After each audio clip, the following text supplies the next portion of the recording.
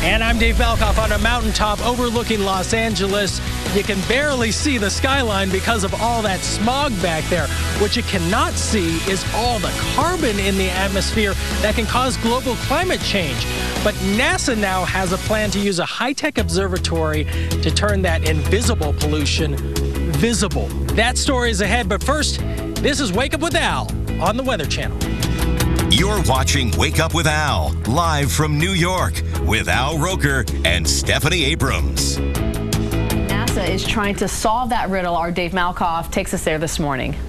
Here's your forecast, Los Angeles. Big cities have two kinds of pollution. The junk you can see, and the other, invisible stuff. Greenhouse gases like carbon dioxide and methane are invisible. We can't see them here. So it could be even worse than what it looks like. That's right. But you can only see that stuff through a specialized eye in the sky. So I'm Riley Duran from NASA's Jet Propulsion Laboratory, and this is Mount Wilson. We're about 5,000 feet above the floor of the Los Angeles Basin. Inside NASA's mountaintop lab, Riley. It's RILEY. And his JPL colleagues. I'm Stan Sander, and we're sitting here in what we call the CLARS facility. Are looking at LA in a way no one has before. This thing, the long name is the Panchromatic Fourier Transform Spectrometer. Looks out onto the city to see carbon's signature reflection. Sort of like a fingerprint on your hand. That thing sniffs carbon's signature scent. If you look over here, you can see a plot of what we're measuring. The CO2 from the LA basin coming up to this site. Now we're starting to pick up.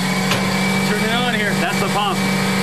It's smelling Los Angeles. We're smelling Los Angeles. Yeah. For now, this carbon observatory is expensive and takes up a huge space, but it could be reduced in size considerably to the size of maybe a shoebox or two shoeboxes.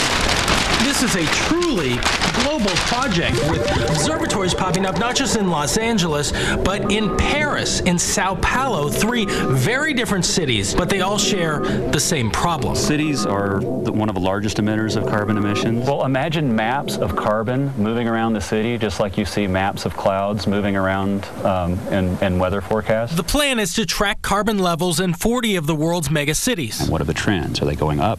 Or are they going down? These ground-based stations, aircraft labs, and eventually satellites in orbit will all tell the tale of where carbon is coming from and where it's blowing, as our planet's cities ask for more and more power. We don't have basic data right now to say what's increasing and what's decreasing, and are the policies having the intended effect.